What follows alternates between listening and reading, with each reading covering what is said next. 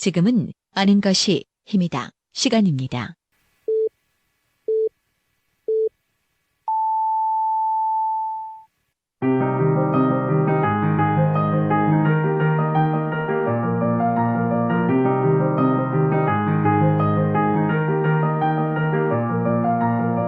첫 번째 다루는 기업부터 너무 센 걸 정한 게 아닌가 싶습니다. 아는 것입니다. 교양 채널에서 마련한 프로그램인 재벌 백과사전.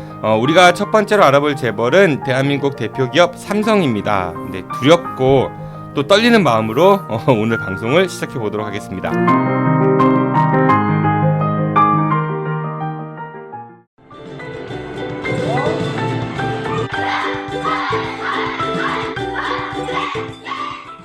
오늘 여러분들의 자녀는 어땠나요? 혹시 맞고 들어오진 않았나요? 불안한 여러분들의 자녀, 이제 아무 걱정하지 마세요. 대전 서구 둔산동에 있는 태권도담에서 여러분들의 자녀를 씩씩하게 만들어드리겠습니다. 절도 있는 태권도 품새부터 겨루기, 그리고 상대방을 존중하는 예절까지 선수 출신인 저 김원호 원장이 책임지고 돌보도록 하겠습니다. 대전 서구 둔산동 국가라이프 상가 2층 태권도담. 팟캐스트를 듣고 문의하신다면 특별한 선물도 드리겠습니다. 대전 042-471-4715로 전화주세요. 24시간 전화대기 하겠습니다. 이상 아이들을 사랑하는 태권도 상남자 김한호 관장이었습니다. 아참, 저희 태권도담에서는 MBC 방송과 함께하는 성인들을 위한 다이어트 코리아 프로그램도 운영하고 있습니다. 즐겁게 살 빼고 싶으신 분들 계시면 꼭 연락주세요.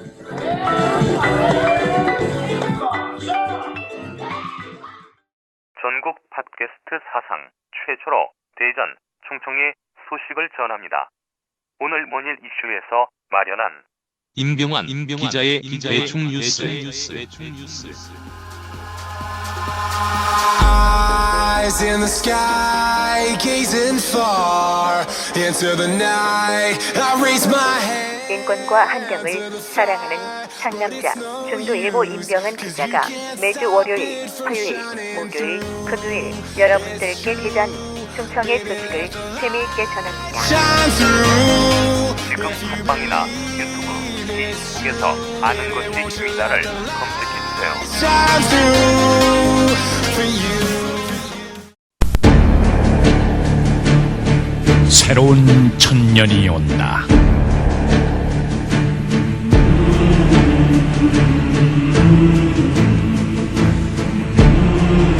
미래와 먼저 만나는 사람들, 삼성. 새 천년의 희망, 삼성이 준비합니다. 밀레니엄 프론티어, 삼성. 방송 시작하자마자 두려워서 그런지 어벤져스 한 분께서 좀 떨어져 나갔네요. 네, 벨리댄스 전문 강사이신 정선우님께서는 개인적인 사정으로 방송 1회 만에 하차를 하셨습니다. 그래서 남아있는 두 분께서 특히 못내 아쉬워하시는 것 같은데요.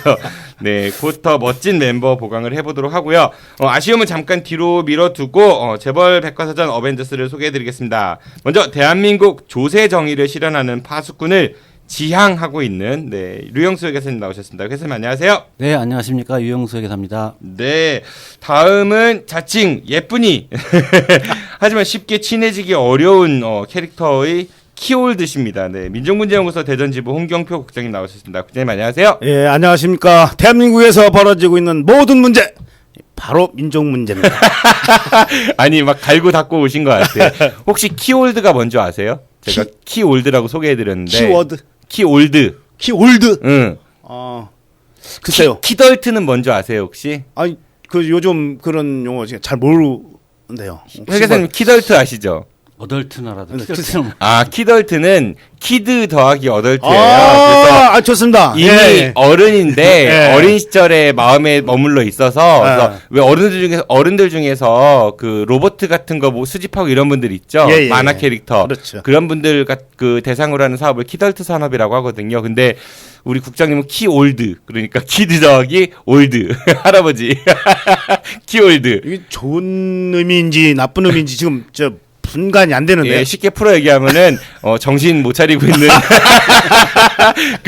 그런 어르신, 네, 그 정도로 제가 소개를 드린 거예요. 기분 나쁘시죠?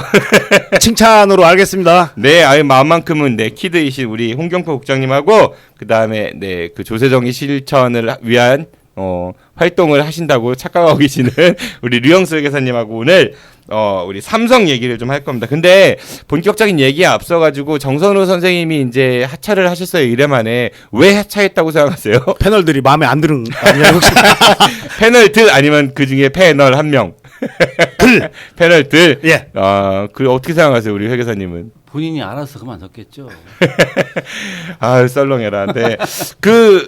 여기 우리 셋이 조금 이렇게 그래도 멋있었으면은 정선우 선생님의 마음을 잡을 수 있지 않았을까 그런 생각도 드는데 반성하죠.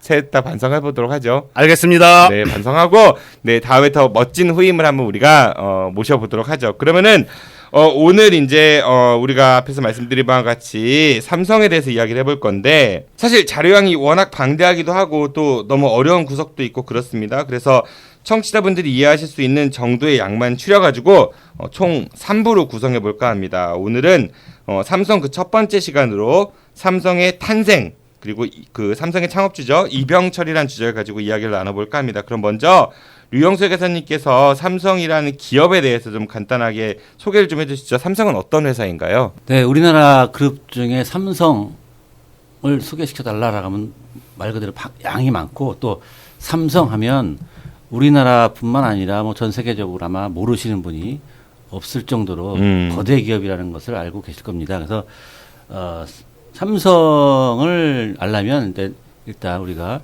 시가총액이 과연 삼성이 어떻게 되나? 시가총액. 네. 그래서 시가총액이라고 하면 이제 주식시장에서 거래되는 현재의 시가 곱하기 삼성이 발행한 주식수를 시가총액이라고 합니다. 그래서 뭐 그 기업의 가치네요. 쉽게 얘기해가지고 그렇죠. 현재 가격. 네. 주식 시세가 변하면 뭐 시가총액도 당연히 왔다 갔다 하는데 현재 우리나라 코스피 시장이 많이 상승했죠. 이 중에 가장 큰 요인이 삼성전자 주가가 상승한 게 있지 않나라고 저는 개인적으로 생각합니다. 그래서 우리나라로 보면 시가총액 한번 순위를 한번 살펴볼까요? 우리나라 전체 기업의 전체 기업의 네. 1등이 삼성이죠. 당연히 1등이 삼성이고 삼성전자 말씀하시는 건가요? 그렇죠. 예. 삼성전자 2위가 2위니? 원래는 아래서부터 위로 올라가야 되는데 그렇죠. 네. 1위가 너무 당연하니까 2위는 제가 맞춰볼까요? 네. 현대자동차 아닙니까? 2위가 SK 하이닉스. 땡! 틀렸습니다. 3위가 현대자동차. 현대차 그룹. 네. 그다음 4위가 삼성전자 우선주. 삼성전자 우선주요? 그건 또 따로 있습니다. 그런 회사가 또 있나요? 이게 2017년 5월 23일자 기준으로. 그러니까 삼성전자에서 발행하는 주식이 보통주가 있고 우선주가 있습니다. 그래서 그러한 주식 보통주 시가총액이 1등이고 우선주 시가총액이 그러면은 우선주하고 일반주하고는 어떤 차이가 있나요? 우선주가 좀 더 센 건가요? 아니죠. 이제 보통주 일반적으로 보통주라 하면 의결권이 있는 주식. 그러니까 주주총회 참여해갖고 손 들고 이런 거? 그렇죠. 우선주라 하면 우선주 여러 가지가 있지만 대표적인 게 의결권은 없지만 배당에 선배당을 받을 수 있는 권리가 있는 주식. 대표적인 우선주라고 합니다. 그러니까 나중에 이제 그 이익 나왔을 때 배당 받을 때 좀 더 유리한 고지에 있는 주식이다. 네.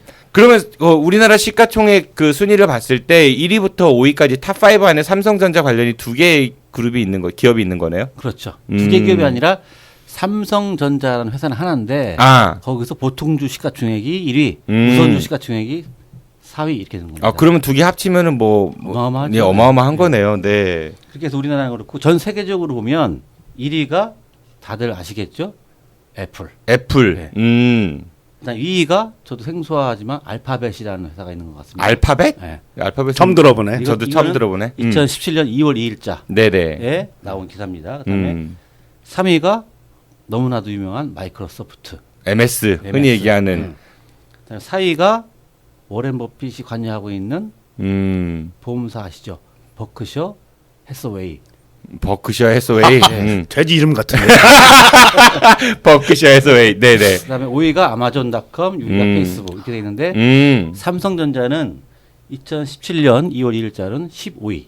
전 세계 15위. 그렇죠. 현재는 아마 올라갔겠죠. 삼성전자 주가가 많이 올라서 현재 이렇게 돼 있습니다. 그래서 삼성전자의 2016년도 그 작년 사업 보고서를 보면 매출액이 135조로 이렇게 돼 있습니다. 135조요? 네, 그다음 단기 순이익이 12조.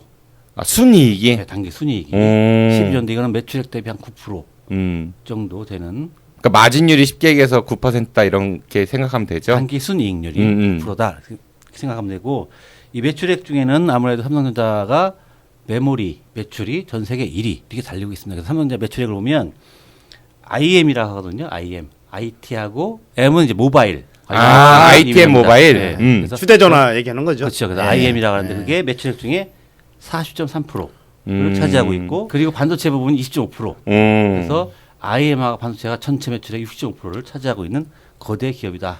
그러니까 그건 삼성전자만 얘기한 거고 우리가 이제 그렇죠. 삼성그룹이라고 하면 훨씬 더 크겠네요. 그렇죠. 삼성 그룹으로 보면 이제 우리가 이제 이거는 제 전문적인 연결 네. 보면 매출액 200조. 200조. 네. 단기 순이익 19조. 이렇게 됩니다. 매출액이 200조라는 얘기는 우리나라 한 해의 예상 규모가 400조 네. 정도 됩니다. 우리나라 예상 규모 반에 해당하는 매출액을 삼성전자에서 하고 있다. 정말 우리나라를 거의 좌지우지하고 있는 기업이다라고. 예? 왜 저 따라하세요? 뭐지 우지요? 뭐 이런 거 하신 거죠. 발음에 좀 유의해 주시면 좋겠어요. 네. 좀 또 이제 그 상식적으로 이제 하나 알려드리면 매년 연말에 또는 반기별로 각 상장사는 사업 보고서라는 걸 제출을 합니다. 그러니까 상장사라면 주식시장에 올라간 회사를 얘기하는 거죠. 상장사가 있고 코스닥 회사가 두 네네. 그 사업 보고서를 보면 작년 2016년도 말 삼성전자의 사업 보고서를 보면 임원이 9명으로 등기돼 있고 임원이 9명? 예. 이 임원의 9명이 총 보수액이 200억.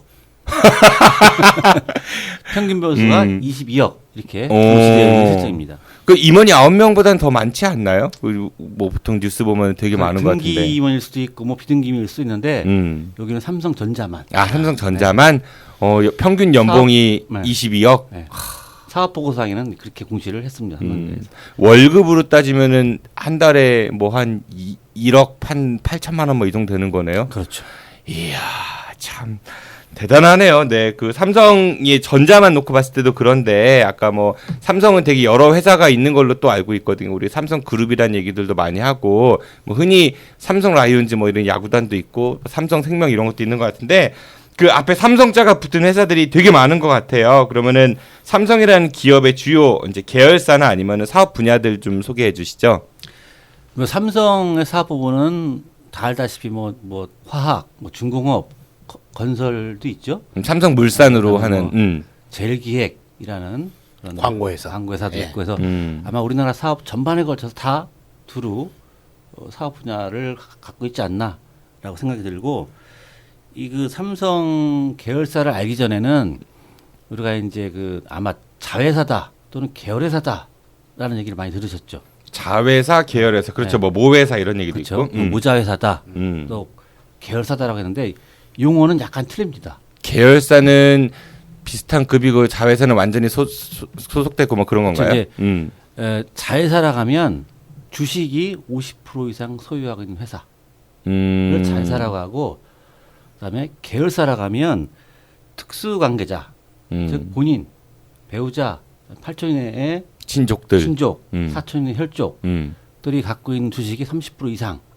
또는 임원의 임명, 면직, 또 사업에 그 회사에 어느 정도 영향력을 있는 실질적인 지배를 갖고 있는 회사를 계열사다라고 이제 우리가 이제 용어상으로는 정의를 하고 있습니다. 삼성과 같은 이런 자회사와 계열사를 다 합치면 그 사업 보고상에는 2016년 말 현재 총 58개의 계열회사가 있다라고 공시를 하고 있습니다. 그래서 이 58개의 계열회사는 상장사가 16개, 비상장회사가 52개 이렇게 있고, 상장사 중에는 삼성물산, 삼성전자, 삼성 SDI, 삼성전기, 삼성화재보험, 제일기획, 호텔 신라, 삼성 바이오 로직스 외에 16개 회사가 있습니다. 그다음에 비상장 회사는 삼성 디스플레이, 뭐 삼성 코닉, 삼성 전자 서비스, 삼성 자산운용, CQI, 뭐 삼성 라이언스 이렇게 비상장 회사를 52개를 부여하고 있다라고 사업 보고서에는 공시를 해놓고 있는 실정입니다. 그러니까 삼성이 직접 관여하는 회사가 52개란 얘기인 거잖아요. 상장 비상장 58개. 그 규모 하나만 갖고 있어도 엄청난 규모인데 그게 다 합쳐진다고 하면은 정말 엄청난 거대 규모네요. 그렇죠. 근데 여기다가 이제 더 협력업체까지 합친다면 어마어마한 회사들이 삼성과 관계를 맺고 있다라고 이렇게 생각을 하시면 될 것 같습니다. 뭐 아까 이제 여러 회사들을 말씀을 주셨는데 정말 이제 다양한 분야에서 그 진출을 하고 있는 것 같아요. 뭐 예를 들어 가지고 그 삼성생명도 있고 삼성 자산운용 뭐 이런 것도 있고 삼성카드, 삼성화재, 삼성증권, 삼성선물, 삼성벤처투자 뭐 이런 뭐 금융들도 되게 많이 진출해 있는 것 같고 우리 일반 사람들하고 좀 친숙한 그 스포츠 같은 경우도 뭐 아까 말씀하시면 삼성 라이온스란 야구 팀도 있고 또 우리 대전을 지역 연구로 하고 있는 국장님?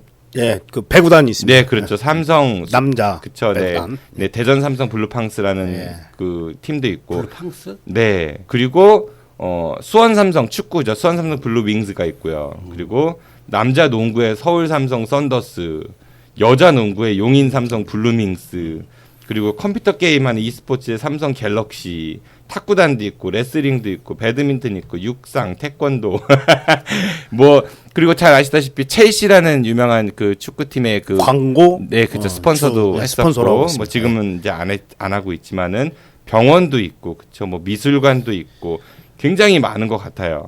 삼성이라는 이름이 우리 대한민국에서 한 5초마다 한 번씩은 귀에 들어오는 그 정도로 전 느껴져요. 뭐 눈을 돌릴 때마다 보이는 것이 간판도 삼성 많고 너무 그 경제가 집중되는 것 같아서 좀 안타깝습니다, 사실. 그런데 그 삼성 이름은 있는데 그 삼성하고 관련 없는 회사들이 좀 있대요. 그러니까 삼성당, 삼성제약, 삼성출판사, 뭐 삼성여객, 삼성목욕탕, 삼성마트, 뭐 삼성태권도 이런 것들은 삼성하고 관련이 없다고 합니다. 그리고 제일은행 있죠, SC제일은행. 제일생명, 제일화재, 뭐 제일홀딩스 이런 것들도 삼성하고는 관련이 없다는 이야기가 있고요. 이렇게 굉장히 삼성이 규모가 큰 회사인데 이런 거대 기업인 삼성을 창업한 사람이 고 이병철 회장으로 알려져 있습니다. 그 삼성은 설립 당시부터 이렇게 큰 기업은 아니었을 거고 처음부터 이렇게 대기업은 아니었을 테니까 그렇다면 이병철 회장은 삼성을 어떻게 처음 만들게 됐나요? 이병철 그 삼성그룹 창시자가 일제 강점기 때 그 대지주의 아들입니다. 대지주 아들. 예. 어느 정도 지주냐면요. 천석직이라고 이렇게 불립니다. 천석직이라고 하면은 천석을 생산하는 정도의 아닙니다. 네. 그거는 천석을 생산하면은 천석군. 천석군. 네. 천석직이는 천석의 그 종자를 뿌려 가지고 농사를 지을 만한 그런 농지를 가지고 있다. 그래서 천석직입니다. 아, 그러니까 예. 자본금이 천석이 자본금이 천석이라는 거죠. 그렇죠. 생산물이 천석이 아니라. 예, 그렇습니다. 예, 천석직이. 공양미 300석 우리 심청 얘기하면 엄청난 거였는데 그거는 게임도 안 되는 거네요. 그러니까. 당연하죠. 되게 그 당시 일제 강점기 정도 되면은 한 마지기에서 3석 정도 이렇게 수확했었거든요. 네. 지금은 많이 늘어났지만 상상이 안 됩니다. 어느 정도입니다. 경남 의령에서 가장 큰 대지주였다고 보시면 될 겁니다. 그러니까 일제 강점기 시절 대지주의 아들로 태어났다. 그렇죠. 네, 예, 이병철 회장은. 예. 네, 그럼 대지주의 아들이면 그냥 농장주 해도 되는데 어떻게 기업을 이렇게 삼성이란 걸 만들게 됐을까요? 아버지가 저기 있죠. 이찬우라는 분인데 원래 재산을 나눠주려고 맘먹고 있었대요. 근데 이제 처음에 그 아버지가 300석을 줍니다. 이 300석을 가지고 마산에서 그 2명의 동업인들과 같이 합동정미소라는 방앗간을 운영합니다. 최초에는. 옛날에는 쌀 장사가 그래도 그 블루오션이었나 봐요. 정주영 회장도 무슨 쌀 배달했다는 얘기 있었던 것 같고. 쌀 배달하고 정미소 운영하고 전혀 다르죠. 네네. 그래서 그 정미소를 운영하다가 1936년도입니다. 그게. 그런데 그 해에 또 일본인이 경영하던 자동차 회사를 하나를 또 인수합니다. 그리고 김해평야에 놀라지 마십시오. 200만 평의 농지를 구입합니다. 아, 그러니까 아버지한테 받은 300만 그걸 종잣돈으로 해가지고 그렇게 운영하는데 정미소 자동차 회사 그리고 김해평야에 200만 평. 네네. 200만 평이라고 하면 상상이 갑니까? 글쎄요. 네. 류영세 회사님 집이 몇 평이시죠? 저희 집은 엄청 크죠. 네. 끝이 보이니까. 네네. 그런데 그 불행하게도 이게 저 200만 평 농지는 이제 대출 받아서 이렇게 이제 구입했는데 당시 일본이 그 중일 전쟁에 돌입하면서 은행 대출 이런 것을 좀 이제 제약을 하니까 결국은 부도나 가지고 자동차 회사와 정미소 다 팔아가지고 쫄딱 말아먹습니다 원래. 아 그러니까 그 은행을 통해 가지고 대출 받은 돈으로 농지를 샀는데 그 금리 환경이 바뀌면서 결국은 다 이제 있었던 것까지 말아먹었다. 우리도 되게 돌려막기 많이 하잖아요. 네, 우리라고 하지 마세요. 네네. 아 피디님 안 하세요? 아 뭐 돌려막을 것도 없습니다. 네. 아 그래서 이제 쫄딱 망해가지고 운영하던 자동차 회사하고 정미소 팔아가지고 일단 정리하고서 네. 일본 유학을 갑니다. 와세다 대학으로 가게 되죠. 그 유명한 와세다 대학교. 네네. 그렇죠. 예. 네. 와세다. 네네. 네. 거기 갔다가 공부에 별 뜻이 없어가지고 네. 다시 돌아옵니다. 돌아와 가지고 이제 삼성 상해라는 구멍가게인가? 삼성 상해 우리 옛날에 네. 말하자면 무역회사였어요. 아 네. 중국에다가 뭐 채소 팔아먹고 막 이런 사업가 기질이 있긴 있었나 보네요. 그래도 네. 그러니까 다 일단은 그 중일 전쟁 이후에 그 급변하는 금융 환경 속에 사업을 이제 정리하게 됐고 일본 유학을 갔다가 공부가 이렇게 뜻이 없어가지고 다시 돌아와서 삼성 상해를 이제 창업을 했다. 삼성 상해가 대구에서 시작한 거죠? 정미소는 마산에서 시작했고 삼성 상해는 대구에서 했습니다. 대구를 기반으로 이제 영남 최고의 그 자산가로 이제 성장하게 되죠. 그러면은 이병철 회장 집은 아까 뭐 이제 그 부친께서 성함이 이찬우 선생이라고 했고요. 네, 그분은 원래 이렇게 좀 부자셨네요. 선대로부터 물려받은 토지가 이제 저 자산이었기 때문에 대지주이면서 그러니까 조선 시대 뭐 이후 그 이전 그 조상부터 대대로 좀 물려받은 그런 게 있는 거예요? 우리나라 그 토지 제도가요. 네. 왕이 하사했습니다 예전에. 그랬죠. 네. 예, 기분 나빠요. 왜 기분 나빠요? 왕이 주인인데. 막 나눠주잖아. 나눠주면 얼마나 고마워요. 네. 어떤 사람은 산에 올라가서 보이는 데까지 너 다 가져라. 뭐 이런 식으로. 저희 아버지 할아버지는 못 받으셨습니다. 아까 공을 세우셨어야죠. 공신이 되셨으면 공신전 받으셨을 거 아니에요. 그러니까 그 조상 대대로 이제 물려받은 땅을 이제 이어받아서 그 지역의 대지주였고 그래서 이병철 회장도 그런 집안 배경으로 인해서 이런 사업 삼성 상해까지 이제 시작했다는 그런 말씀을 주셨는데 그런데 이제 이병철 회장이 경영하던 그 삼성은 이제 삼성 상해가 이제 점점 커지겠죠. 그런데 과거 이제 군사 독재 시절에 여러 사건에 좀 연루되었었다. 뭐 그런 얘기가 좀 있었습니다. 어떤 일들이 있었는지요? 이 양반이 조선 양주 회사도 또 저 인수합니다. 양주요? 양조. 아 양조. 네, 술장사도 했고요. 1948년에 이제 삼성물산이라고 이름을 고쳐서 무역업 이제 본격적으로 이제 뛰어들게 됩니다. 한국 전쟁 때 이 그 한국 전쟁 겪으면서 회사 규모가 엄청 커지게 되죠. 왜 전쟁을 겪고 나서 규모가 커지게 되나요? 그 이제 전쟁 겪고 나서부터는 이제 정권에서 그 회사를 밀어주게 됩니다. 그러니까 정권에서 전쟁 이후에 왜 회사를 밀어줘요? 이제 전쟁으로 나라 경제가 많이 피폐됐잖아요. 네. 일으켜 세우려고 재건 사업을 해야 되니까 일거리를 많이 몰아줬다. 삼성이 이제 우리나라 경제를 그 주름 잡게 된 결정적인 계기는 안타깝게도 그 5.16 군사 쿠데타 이후입니다. 군부 세력들이 쿠데타를 일으키고 나서 이병철 회장이 이제 부정 축제자로 몰리면서 회사 그 위기를 맞죠. 그러나 이제 군사 정권에서 기업인들을 처벌만은 할 수 없었습니다. 왜 그러냐면 이제 국가 경제를 일으키기 위해서는 이들의 협력이 절대적으로 필요했거든요. 그래서 전경련의 전신인 그 단체 기업인들 단체를 만들어서 초대 회장을 이병철로 합니다. 그러면서 처음에 부과했던 벌금도 상당히 줄여주고 이전에 삼성이 주로 취급했던 업종들이 대개는 그 소비재 이런 쪽이었거든요. 제일제당 또는 뭐 제일모직, 뭐 설탕 이런 그렇죠. 거, 예. 천, 옷감 예. 이런 거. 그 중공업 쪽에는 삼성이 처음에는 관심이 없었습니다. 그래서 이제 박정희 정권에서 중공업에 투자하라는 그런 압력을 받습니다. 그러니까 처음에는 군사 정권이 들어와 갖고 부정축제자로 몰아서 예. 처벌할 것처럼 하다가 이제 야 봐줄 테니까 이게 그렇죠. 돈 내 해갖고 이렇게 서로 이제 합의를 하고 그럼 경제인 연합회 초대 회장이 추대가 돼서 예. 이제 그 정권하고 좀 가까워졌다 그렇죠. 다시 네 예, 그렇게 예. 됐고 그리고 이제 경공업 중심에서 중공업 중공업 쪽으로 눈을 돌리기 시작을 했다. 그게 한국 비료공업입니다. 한국 비료. 아 비료. 예. 그러니까 설탕 만들다가 비료로 이제 전환이 된 거네요. 그거를 박정희가 그 압력을 넣은 거죠. 중화공업 쪽에서 이제 우선 급한 게 농사질 때 필요한 비료였습니다. 그 당시에 이제 우리가 비료 공장이 그렇게 많지가 않았기 때문에 그런데 그 비료 공장을 건설하는 과정에서 일본 미쓰이 회사로부터 그 건설 자재니 뭐 이런 것 원자재를 많이 들어오거든요. 그때 컨테이너 박스에다 사카린을 몰래 들어오는 이른바 사카린 밀수 사건이 생깁니다.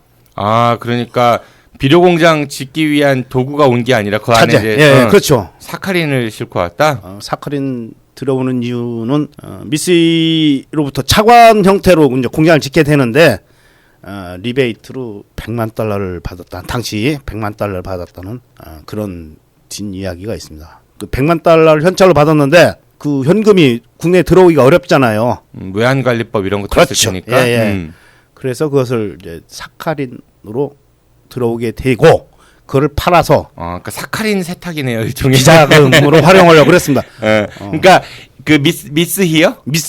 미쓰히라는 회사로부터 예. 차관을 도입을 하는데 예. 그거 이제 리턴해주는 그 돈을 받기로 하고 그걸 돈으로 못 갖고 오니까 사카린으로 몰래 들여왔다가 그게 이제 현금화 시키는데 걸렸다 뭐 이런 얘기예요. 아닙니다. 부산 세관에 들어왔는데 네. 불행하게도 세관에 걸립니다. 그 사건이 엄청 그 파장이 크게 됐죠. 망신이네요.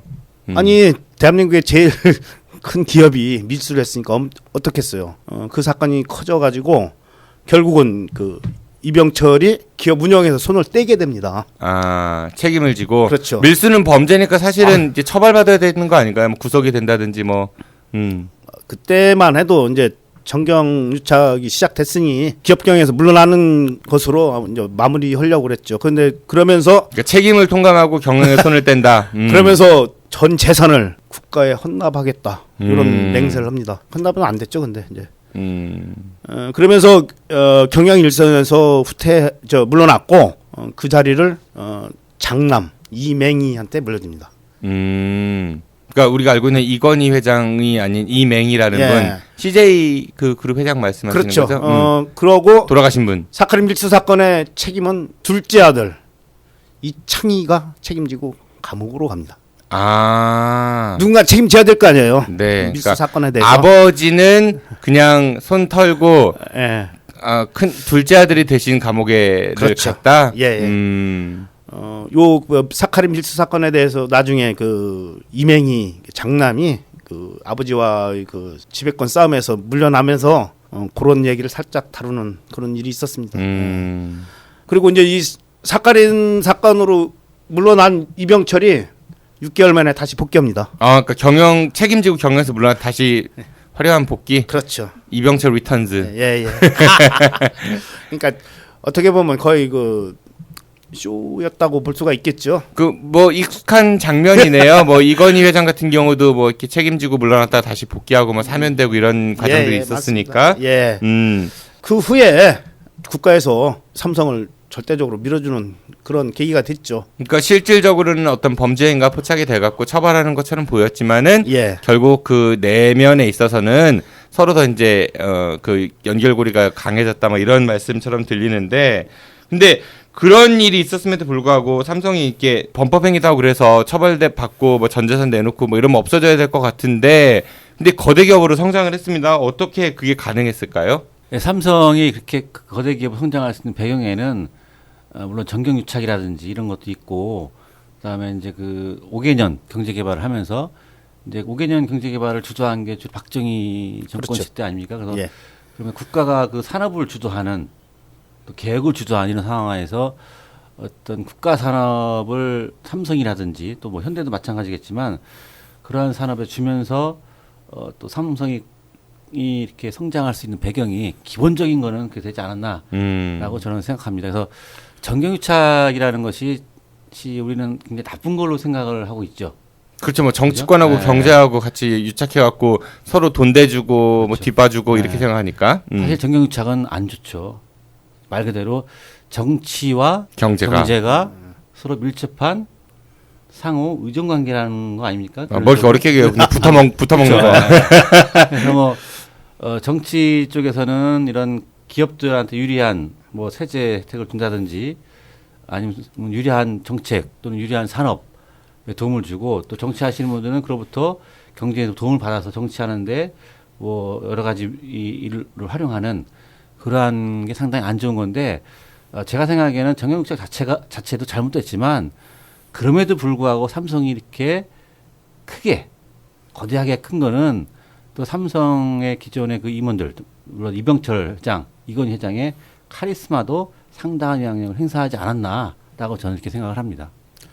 근데 삼성이 그 기업 규모를 확대하는 과정에서 저는 그 조금은 다른 시각을 가지고 있습니다. 삼성 그룹 전체적으로 봤을 때는 저는 천민 자본주의적 사고로 기업을 경영하지 않았나 그런 생각이거든요. 네, 그건 맞는데 그래도 이제 삼성이 이렇게 전 세계적인 기업이 클 수 있는 배경에는 아무래도 경영자로서의 자질이 전혀 없었다라고만 보고 무조건 정경유착이다라는 보는 것도 너무 일방적으로 몰아가는 거 아닌가라는 생각을 한번 해볼 필요가 있지 않나라고 저는 생각합니다. 물론 이병철 회장이나 이건희 회장의 어떤 경영 능력도 우리가 이제 부정적인 시각이 많지만 일부 작용하는 거 아니냐 그런 말씀 주신 것 같은데 근데 정경유착은 이런 문제는 있는 것 같아요. 가령 이제 국가가 이제 지급 보증을 서갖고 차관을 이제 기업들이 받는다 뭐 이런 것들이 있잖아요. 그런데 만약에 제가 어디 은행인 어디 가갖고 돈을 빌릴 테니까 이제 국가 보고 뭐 지급 보증을 해주세요 이렇게는 안 하잖아요. 그렇죠? 그렇죠. 그러니까 그거 일종의 특혜인 거잖아요. 그러니까 특혜죠. 누구는 그런 출발도 못 해보는데 누구는 그러한 출발을 그러니까 이게 시작 전부터 굉장히 공정하지 못한 게임이기 때문에 그런 게 이제 그 큰 기반이 되지 않나 그런 생각이 들거든요. 네, 맞습니다. 그래서 정경유착 가장 큰 폐해는 우리 경제학을 공부하시는 분은 알겠지만 경제학에는 생산 가능 곡선이라는 게 있습니다. 그래서 쉽게 얘기하면 이를 투입했을 때 1을 생산하는 기업과 이를 투입했을 때 0.5를 투입하는 회사가 있습니다. 그럼 당연히 어느 기업에다 자원을 배분해 줘야 되냐면 1을 투입해서 1 이상 생산할 수 있는 유능한 기업에다 투자를 해줘야 되는데 정경유착이 되면 그런 기업보다는 아무래도 1을 투입했을 때 0.5를 생산할 수 있는 그런 기업에도 자원이 배부가 되고 또 거기 지원을 하게 되면 당연히 1을 투입해서 1 이상을 생산할 수 있는 기업은 아무래도 기회가 없어지게 되죠. 그런 게 가장 큰 단점이 아닌가라고 저는 생각이 듭니다. 그리고 뭐 삼성이 부동산 관련한 그 투자도 많이 했다고 들었거든요. 뭐 예를 들어가지고 그 용인 쪽에 땅을 산 게 예전에 이제 70년대 말 80년대 그때 샀다고 제가 들은 것 같은데 거기에 조그마한 이제 놀이동산 하나 만들어 놓고 그게 나중에 결국은 에버랜드까지 그리고 그 지금 경영권 그 이어지는 과정까지로 이어진다고 들었던 것 같아요. 그러니까 삼성이 그 어떤 물건을 만들어 갖고 기술력을 바탕으로 해서 기업이 성장을 하고 그러한 걸 통해서 국가 산업에 이바지하고 이런 측면들도 있지만은 그거에 반해서 이제 좀 부정적인 측면들, 그러니까 자기 배를 불리고 뭐 이런 부분들도 상당히 많았던 것 같아요. 이병철 회장의 그 기업 경영의 가장 그 핵심이 문호조라고 들었습니다. 문호조? 노조가 없는, 없죠. 예, 삼성 노조가 유일하게 한 군데 있습니다. 영국에서는 삼성 그 현지 법인은 노조가 있습니다. 영국 노동청에서 그거를 강제로 하라고 했거든요. 그 지금도 그 삼성그룹 그 산하 계열사나 또 자회사 이런 데는 노조를 만들려고 구성하려고 하면은 미리 가서 노조 설립 신고를 내기 때문에 그리고 삼성그룹 본사 앞에 이런 데서는 또 1년 내내 그 시위도 못하게 미리 또 선점한다 뭐 이런 얘기 있어요. 아주 그 대한민국 최고의 기업으로서는 바람직하지 않은 그런 그 기업 경영 형태라고 볼 수 있죠. 그러니까 이병철 회장의 이제 기업 경영 스타일은 우리가 뭐 자세하게 얘기하려지만 한도 끝도 없으니까 뭐 이 정도 얘기를 하고요. 이렇게 거대 기업으로 성장한 그 삼성이인데 이른바 오너 일가 있죠. 그러니까 사실은 오너는 소유자인데 이분들이 이제 기업을 소유했다고 하기에는 전체의 5%도 안 되는 회사 지분을 밖에 없다고 이렇게 흔히들 얘기를 합니다. 근데 아주 적은 규모의 그 지분을 가지고도 그룹 전체를 지배한다는 그런 말이 있죠. 뭐 이른바 전략기획실을 통해 가지고 한다고 하는데 그런 게 가능한가요, 회계사님? 네, 충분히 주식회사는 충분히 가능합니다. 뭐 전략기획실은 삼성전자의 하나의 부서, 물론 상당히 영향력 있고 파워 있고 또 국가정보보다 더 많은 정보를 갖고 있다고 하는 우리나라 최고의 그 정보기관이죠. 어떻게 보면. 그래서 그 전략기획실 때문에 그 지분율이 조금 갖고 있는데 삼성 계열 회사를 전부 다 지배할 수 있다라는 거는 사실은 그게 아니고요. 이 상법에 보면 보통 결의하고 일단 이것부터 설명을 드리면 그 주식의 이결권 행사할 때 보통 결의와 특별 결의라는 제도가 있습니다. 보통 결의하고 특별 결의. 네, 그러니까 네. 주주총회를 해서 우리가 땅땅땅 거리죠. 네. 성립되었습니다라고 세 번 두드릴 때 그 결의 방법이 주식회사는 보통 결의, 특별 결의 두 가지 방법이 있습니다. 네. 그래서 보통 결의는 출석 주주의 과반수가 찬성을 해야 됩니다. 단 총 발행 주식수의 4분의 1 이상 이 결의수가 돼야 돼요. 예를 들어서 만 주를 갖고 있다라면 내가 출석을 하고 25%만 있으면 보통 결의는 무조건 다 된다는 얘기예요.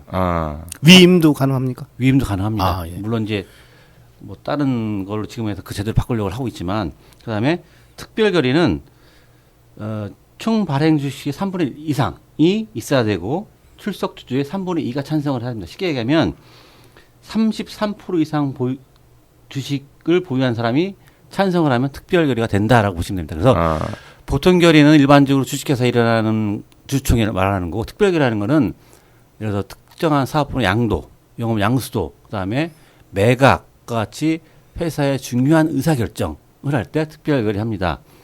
그렇기 때문에 아까 말씀드린 바와 같이 소수 지분을 갖고 있다라고 했는데 어떻게 가능하냐?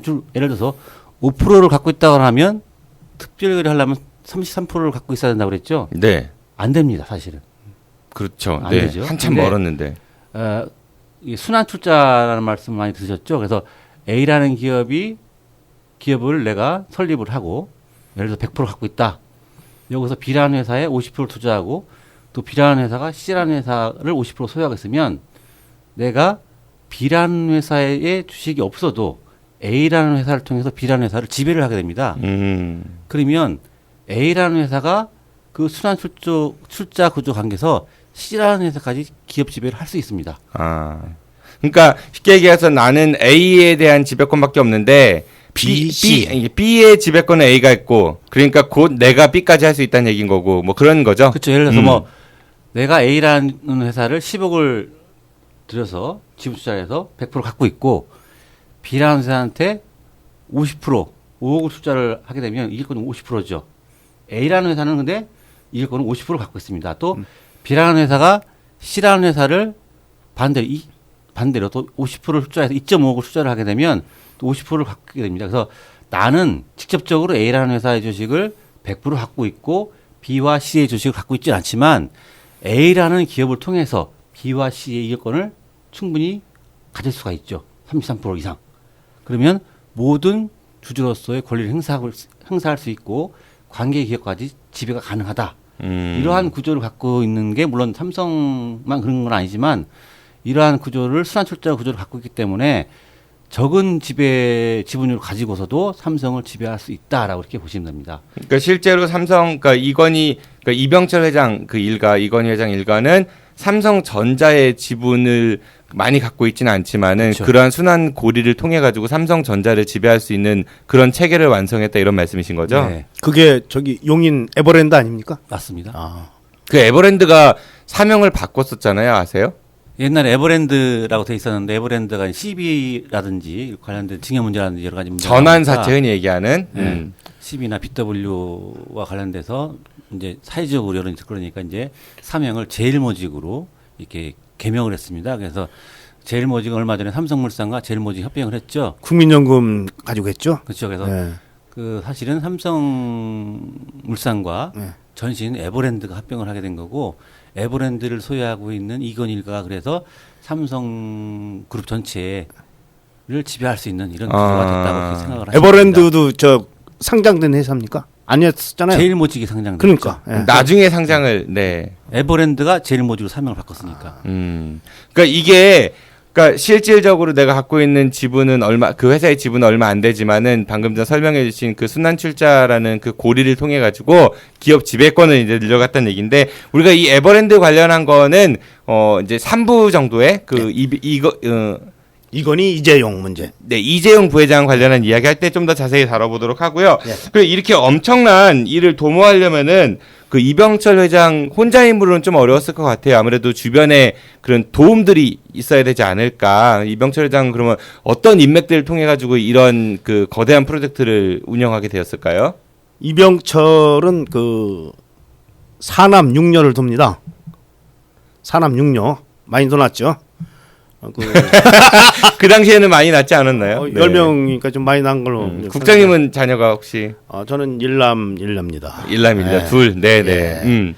근데 이제 대개는 그 우리나라 재벌들이 그런 혼인을 통해서 서로 간에 그 협력 관계를 맺는 그런 추세였었죠. 그건 예전에 뭐 조선 시대에도 서로 양반가끼리 이렇게 그렇죠. 혼맥 맺었었고 요즘도 뭐 이렇게 사돈댁이 뭘 하느냐 이런 거 많이 좀 따지는 분들도 있는 것 같고. 네, 그런데 이병철은 삼남인 그 이건희를 그 홍라이와 결혼시키면서 그 이건희 장인인 그 홍진기와 아주 그 밀접한 관련을 맡게 되죠. 그래서 언론사였던 중앙일보사. 를 또 만들게 되고 네, 그거를 이제 홍진기 그 홍씨 집안에서 같은 홍씨 씨죠? 예, 그렇습니다.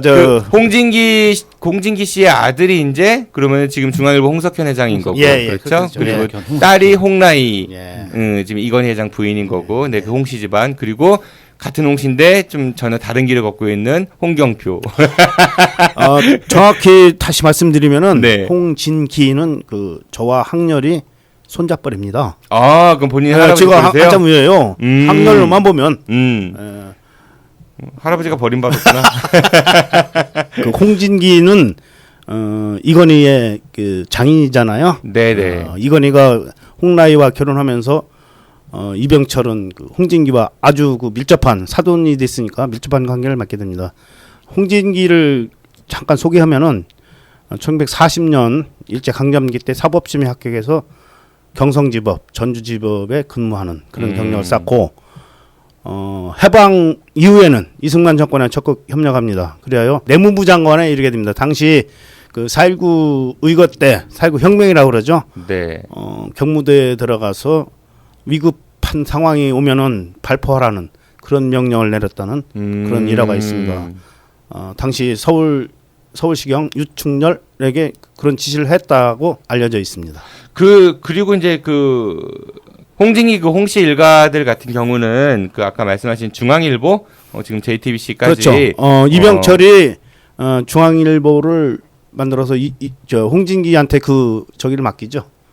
경영을 맡기죠. 네, 그리고 그 이제 사돈 아까 그 홍씨 집안 같은 경우 또 그 보광그룹, 네, 보광그룹 하면 뭐 CU 편의점, 그쵸, 네, 그거하고 피닉스 파크 이런 걸로 유명한 곳, 그러니까 그런 기업하고도 이제 사돈 관계가 좀 맺어진 그런 경우인 것 같고, 그 이병철 장남인 이맹희 회장 같은 경우는 어떤 기업을 맡게 되나요? 앞에서 잠깐 그 언급했었는데요. 이맹희는 이병철의 미움을 받고 경영 일사에서 물러났지만은 그래도 그 아들인지라 그 제일제당을 그 떼줍니다. 그러니까 오늘날 CJ 그룹은 그렇죠. 이제 예. 이행 회장한테 예. 갔다는 얘기인 그렇죠. 거고. 예. 그리고 이병철의 장녀인 이인희 그 회장도 있는 것 같습니다. 그분은 네, 그렇습니다. 저 이병철은 딸을 먼저 뒀죠. 제일 큰 딸 이인희.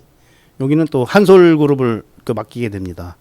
자식들에게 골고루 나눠주긴 했는데 결국은 그 이건희가 삼성그룹을 맡게 되는 그런 결과를 가져왔죠. 한솔 같은 경우는 굉장히 중요한 게 그 중앙일보가 당시 이제 그 종이 공급이 굉장히 중요한데 그렇죠. 군부 독재 시절에 이제 언론을 통제하기 위해서 마음에 안 드는 신문사들이 있으면 박정희 정권에서 이제 신문 용지 공급을 그렇죠. 잘 안 했다고 하더라고요. 예, 그래가지고 맞습니다. 이제 그 이병철 일가 같은 경우는 이 한솔 재질을 소유하고 있기 때문에 중앙일보에 이제 종이를 무한정 공급할 수 있었고 그래서 그 정권하고 이제 맞설 수 있는 그 정도의 힘을 가질 수 있었다고 하더라고요. 그 당시에는 뭐 전주 재지였다고 했고요. 그 회사 이름이. 그리고 차남인 이병철의 차남인 이창희라는 분은 어떤 회사를 이제 받게 되나요? 이병철 차남 이창희는 그 세한미디어그룹을 맡게 되는데요. 그 아들 이재관 여기는 또 이제 우리 귀에 익숙한 웅진케미컬을 운영하게 되지만은 결국은 그 다른 회사로 넘어가는 그런 비운을 맞게 됩니다. 이창희도 일찍 죽어요. 여러 가지 기업 운영의 애로 뭐 이런 것 때문에 1991년도에 사망하는 그런 비운을 맞습니다. 그리고 이병철 회장의 그 오녀 그 이명희라는 분도 있습니다. 다섯째 딸 이명희는 신세계그룹을 운영하게 되는데 거기에는 그 신세계백화점, 이마트 이런 계열사를 또 갖게 되죠. 대한민국 그 백화점 중에서 가장 그 매출이 많다고 이렇게 좀 알고 있습니다. 그러니까 그 이병철 회장의 이제 자녀들은 대부분 이제 큰 회사들을 이제 물려받게 됐네요. 그리고 또 삼남인 이건희 회장 같은 경우는 그 홍진기라는 분하고 사돈을 맺음으로써 이제 언론 사업까지 진출을 하게 됐고, 근데 이병철 회장이 이제 생전에 그 담배를 많이 피는 골초로 알려져 있었어요. 그래서 결국 이분도 1987년에 이제 폐암으로 사망을 하게 됐고, 또 장남인 이맹희 그 CJ 그룹 회장도 폐암으로 이제 사망을 했고, 지금 또 이건희 회장도 폐질환으로 그렇습니다. 좀, 예. 삼성 그 일가가 사실은 폐질환이 많습니다. 유전적으로 이제 폐가 좀 안 좋다 이런 얘기도 있어서 예. 뭐 그런 얘기도 들리더라고요. 이재용 그 부회장 집은요 공기가 거의 하와이급으로 굉장히 그 정화를 잘 하고 있다 뭐 그런 얘기도 있고, 또 이병철 회장이 그 굉장한 수집광이었는데 문화재 같은 거 수집 많이 했고, 일각에서는 도굴범들한테 이렇게 후원을 해주면서 해갖고 오면은 사주고 이런 얘기도 있었다고 하고, 실제로 이병철 회장의 형님이 그 작물 취급 관련해서 구속된 일도 있었다고 하더라고요. 그래서 본인이 이제 그 기업을 물려준 이건희 회장의 아들이죠. 그러니까 본인의 며느리인 홍라희 여사한테 그런 관련된 것들을 많이 물려줘서 지금 홍라희 여사가 또 그림 수집 이런 거, 네. 호화마트홀도 네네. 가지고 있잖아요. 뭐 그렇다고 이야기를 하고, 대전 충청의 현안에 대해 낱낱이 파헤칩니다. 더욱 강력하게 무장한 장재환 기자의 요즘 money 이슈.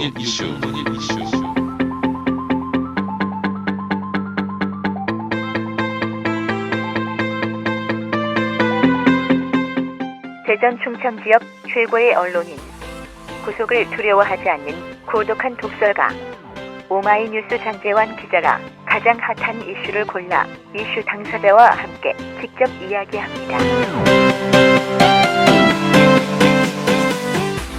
지금 팟빵이나 유튜브, 페이스북에서 아는 것이 김이다를 검색해주세요.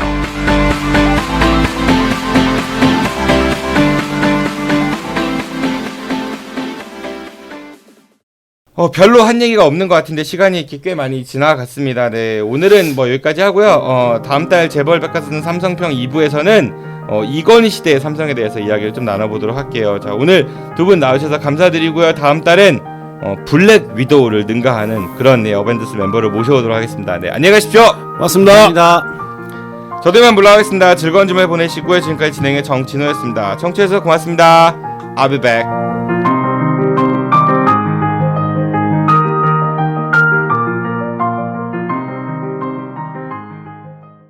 끝난 줄 알았지. 여러분의 참여를 기다립니다. 팟빵이나 유튜브, 페이스북에서 아는 것이 힘이다를 검색해 주세요.